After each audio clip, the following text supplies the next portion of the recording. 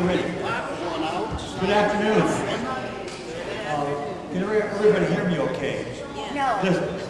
There's always a problem between turning on too loud for those who have hearing aids and not loud enough for those who don't have hearing aids.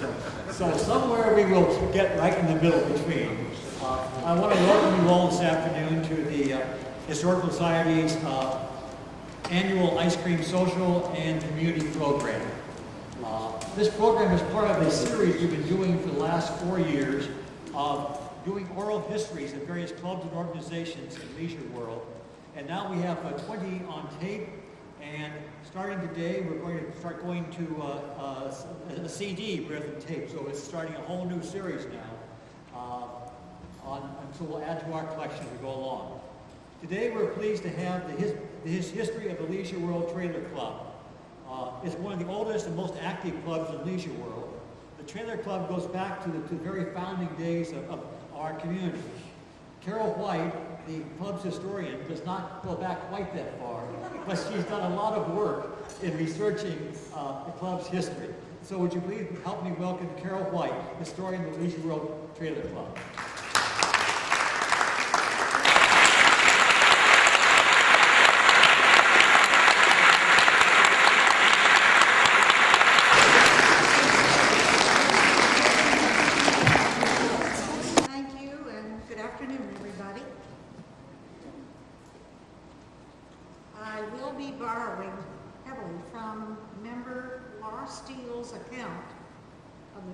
Activities from 1963 to 1983. You don't go back farther than that? No, ma'am. Too bad. Miss Nibley? Yes. Very nice to see you. Thank you. Where was I? I love it. Okay. Hi. Anyhow, she did an excellent job of compiling information about outings and work on the lot, or the trailer rides, as they were called. Seems that most members' mode of camping was by trailer in the early days. In the beginning of 1963, the property known as the gravel pit, belonging to the Hellman Oil Company, where concrete was mixed, is where the Leisure World residents rented 5 1/2 acres for the parking of RVs. A private club known as Rossmore Trailer Club, affiliated with ITTCA, which is International Travel Trailer Club of America, Orange Empire District, was formed in 1964. Leisure World residents parked their rigs in and around Leisure World. The club started with approximately 12 rigs. The founder and first president of the club was Ferdinand Spielberg and his wife Bertha, who was his secretary. By Christmas of 1964, membership had grown to 80 rigs and continued to grow rapidly as more people moved into Leisure World who owned RVs. As you can see, having a place to park our rigs conveniently is a big selling point for Leisure World. At first, most trips for the club were day trips to local parks with 18 to 20 attending. Monthly trips to more faraway places drew only 3 or 4 rigs to such places as Big Bear, Hemet, Joshua National Monument, and many more places. The club gradually separated from ITTCA as more and more Leisure Worlders participated in trips in 1975. Many trailer rides took long trips all over the United States, Mexico, and Canada, even Europe. One member went around the world utilizing ocean craft to get from one continent to another. The club rented from Hellman and then from Golden Ring Foundation when the land was purchased by Golden Ring in December of 1979. The lot opened as a Leisure World Club activity in June of 1980. Ed Russell, lot manager and Golden Ring Foundation board member, proposed in 1980 to the GRA board that the trailer club join the foundation in title to the Hellman land for 1/2 interest of the property for the sum of $100,000, payable at $10,000 per year to Golden Rain Foundation. The Golden Rain Board motion to co-own the property did not carry, and the trailer club continued to pay rent until a lease could be drawn. The first lease was for 4.67 acres, which was for a 5-year period drawn in 1981. During lease negotiations, sometimes Golden Rain Foundation would suggest that in the future better use of the land might be considered.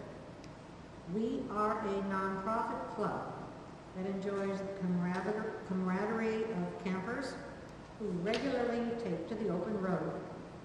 We operate and maintain the trailer lot, and in doing so, employ one paid lot manager for 3 half-days a week. We rely heavily on volunteers to keep costs down.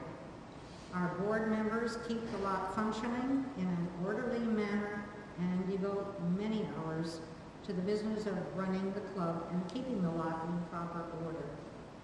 Our members can also perform a valuable service in the event of a disaster. We can provide generator power for refrigeration, bed space for the injured, tools as required, and long-range walkie-talkies. We enjoy the convenience of having our rigs close to our homes and the amenities offered at the lot. That is, cleaning the inside and the outside, dumping our tanks, and general maintenance, all for a reasonable fee. Leisure World is a good place to be in our golden traveling years. In the lot, a wash station and oil changing area was built in 1964. 1973 brought to the club the decommissioned trailer recovered from the Hellman property. It was of 1920 vintage and was restored to become the tool shed. Electricity was installed in the tool shed for the air compressor. In the lot, none of the structures are permanent. All are on wheels.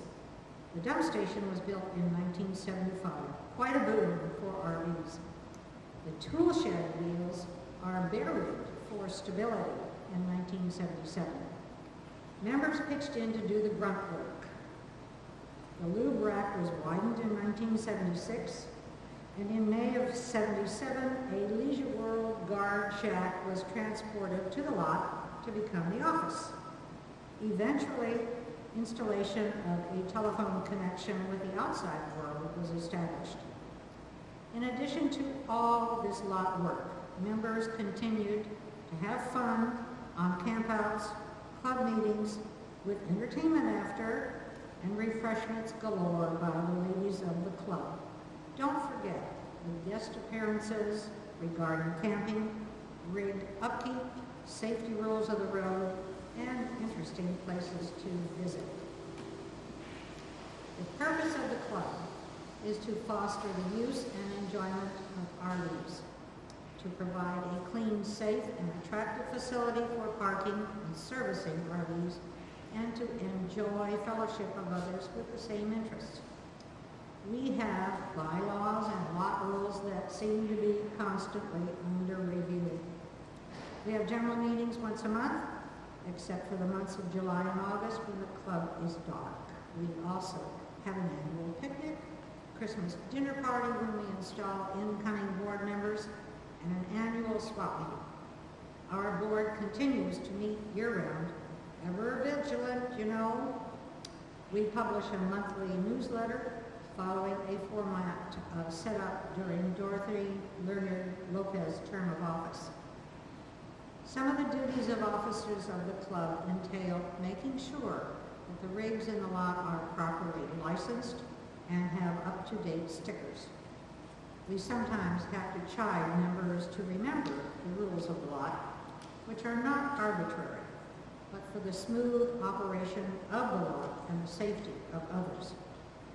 All vehicles are assigned a space for a yearly fee and are asked to keep their space clear of debris.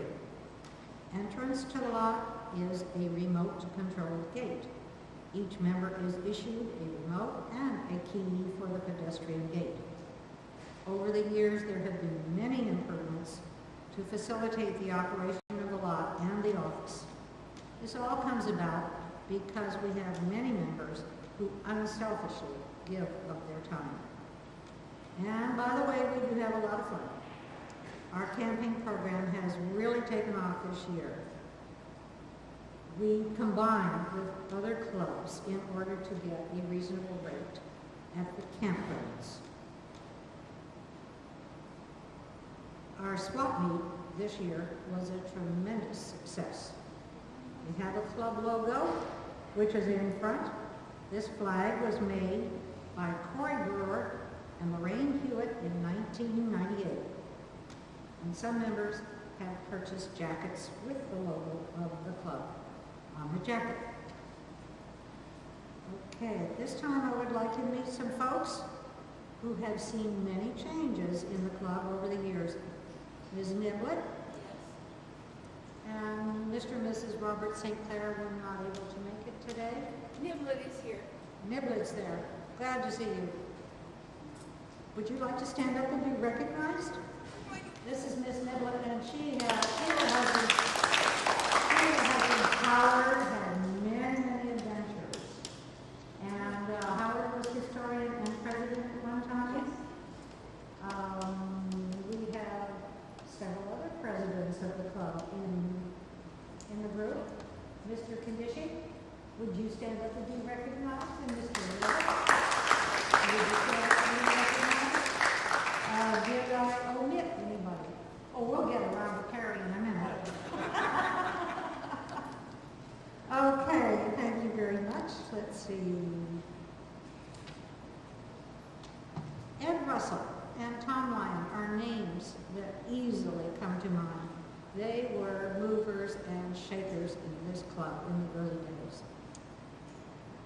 In closing, I want you to know that all of the club data that have accumulated over the years has now been sorted, categorized according to board meetings, general meetings, lease negotiations, etc., and compiled into single folders.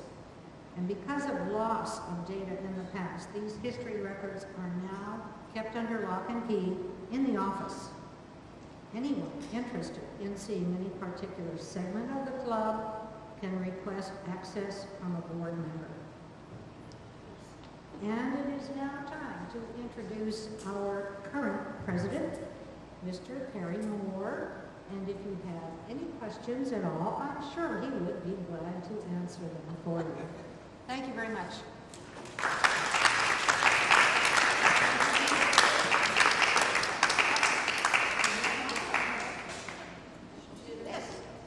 This is Mr. Perry Moore.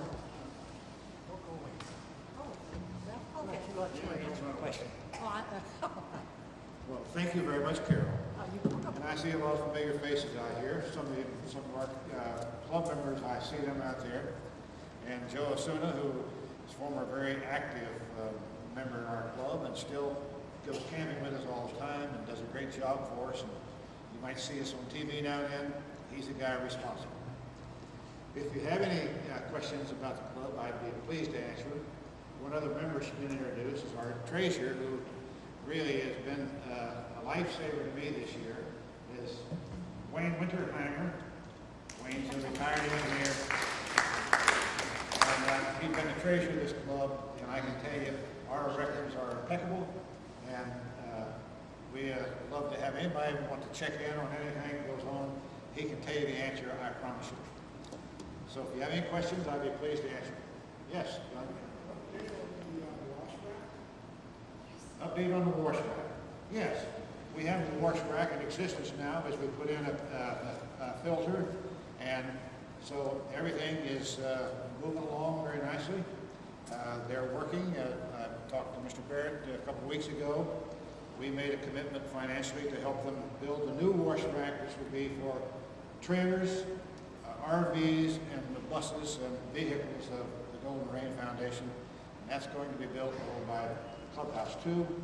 And it's engineering phase now, so it's going to be a while, probably in the next year before that's complete. But right now, everything is status quo like we were, and we meet all specifications from the RR&Rs, whatever they are, from Orange County and LA County to meet the environmental control. Any other questions? Where in the lot will the wash rack be? The new wash rack will not be in our lot. The new wash rack will be, if you know where the wash rack is, behind Mutual 2, not Mutual 2, but Clubhouse 2 there. Yes. There's a road that goes down behind that. That road used to be the road the Hellmans come in off of Westminster all the way up to the property that we have now. And so that road on the Clubhouse 2 parking lot would be the way you would enter it, and it'll be in that road, and you'll come out and on Canoe Brook down the other end. And there'll be some kind of system in there. They haven't figured it out totally, probably. Maybe the clickers that we have, we'll give them clickers for their use, and still use your clicker to go in, so that you can't wash your cars there in that one, but you can wash your rigs.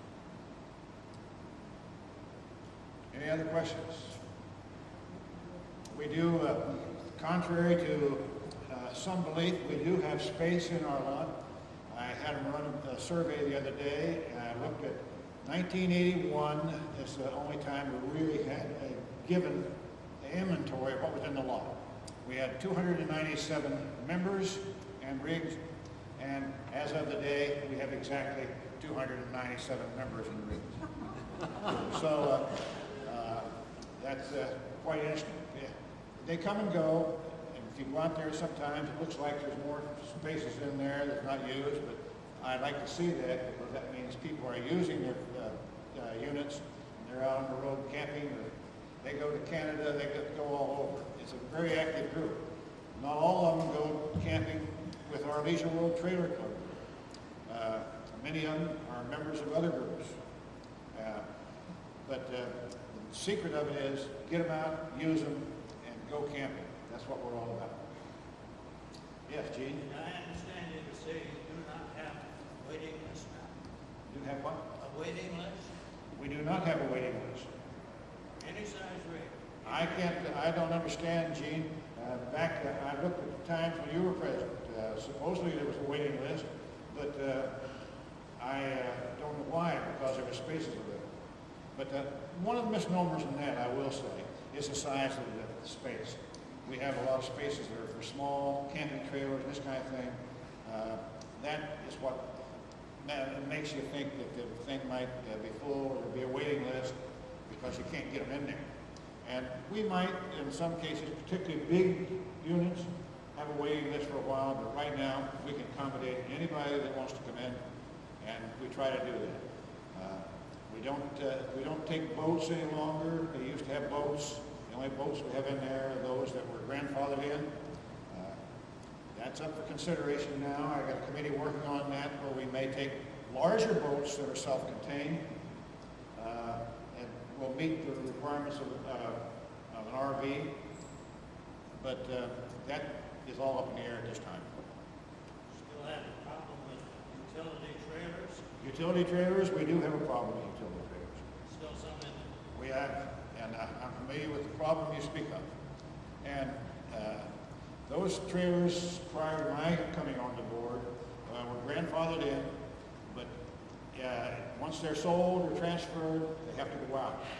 Any vehicle comes in now must meet the requirements. Some of them look like they're toy haulers, and look like they might be a utility trailer, but they have to have sleeping arrangements, toilet, facilities, water, stove, and refrigerator. And I have run into a couple of them out there that I wondered about, but I have to check them out myself, and they have everything required. Any other questions? Utility trailers, once the utility trailers go out that are in there, they aren't coming back anymore. We don't take any more utility trailers. Because when we filed for our 501c7, non-profit corporation, corporation status. They rejected us based on the fact that we were a storage lot. We are not a storage lot. We are a 501c7 camping club. That's what makes it, gives us our non-profit status. And so that has raised its head and caused us some problems along the way where you have some in-house bickering. But right now, we seem to have all that resolved. I would like to say that this past year, we negotiated a new lease. Our lease hasn't been increased for some time. The Golden Rain Foundation has been very good to this club. Been a lot of misnomers going back and forth here and there, but I found Mr. Barrett to be very good to work with, and we come to a very amiable solution, and I think that for the next 5 years at least we're intact. We're in good shape. Yes, ma'am. Is there still going to be a car wash? A car wash? Is that still there? Let me know insurance the car Yeah, wash. she can, Tom will answer the car wash quicker, because he's up to date, he's the guy that I'm working through, so you better talk to him about that. Any further questions? Thank you for coming, and Carol, thank you for your good job. Carol has really put hours into this. We also thank all of you folks from the history. Mrs. Niblick and her husband were really key factors in our trailer lot for many years, and her husband made a great contribution. And Gene Hinchy, we appreciate you. You did a fantastic job as president, and I've been back and reviewed all the minutes of those years, and I know those were trying times, but we appreciate you, and thanks for coming today.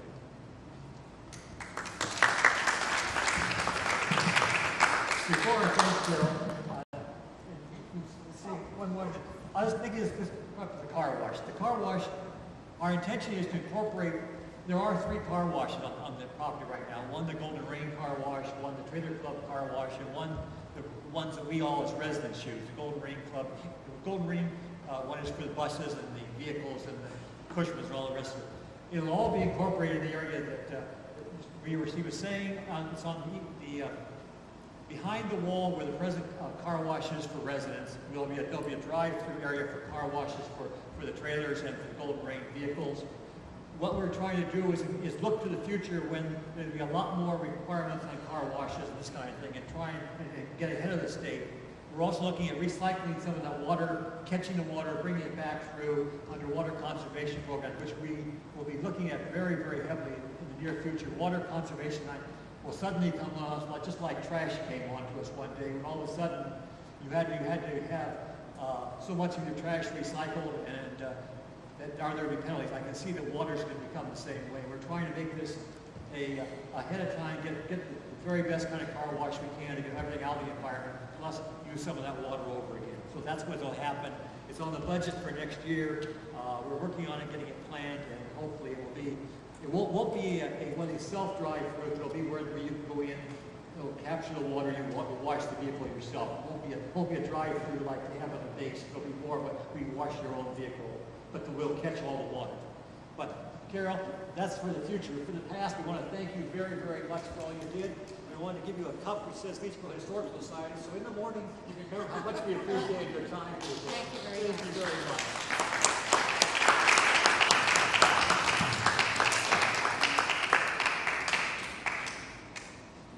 And now I want to thank very much Joe Osuna for coming here and videoing this. As I said, Joe informed me that VHS, which we've had for a long time, is now going out, and CDs are the way of coming in, and so we'll now begin our CD collection, the rest of our oral histories. And we'll have to take Mrs. Burns' oral history she did some years ago, and the ones we've done before, put them all on CDs eventually. So I want to thank you all very much for coming this afternoon. I particularly want to thank Joe for doing the video, and to the O'Briens for being here and calling, and for Margaret Foster, the work she does as treasurer, Ann Smolin, who put the article in the paper and is recovering rapidly, hopefully. And I want to thank Mary Jean and Charlotte and Joyce for doing the refreshments. And now we'll have ice cream. We're doing a Henry Ford today. It turns out that all they make are chocolate sundaes. So you have a choice of chocolate sundaes or vanilla ice cream. So it's definitely a Henry Ford ice cream. The strawberry days are over in these baked Sundays. So thank you all very much for coming and have a good afternoon.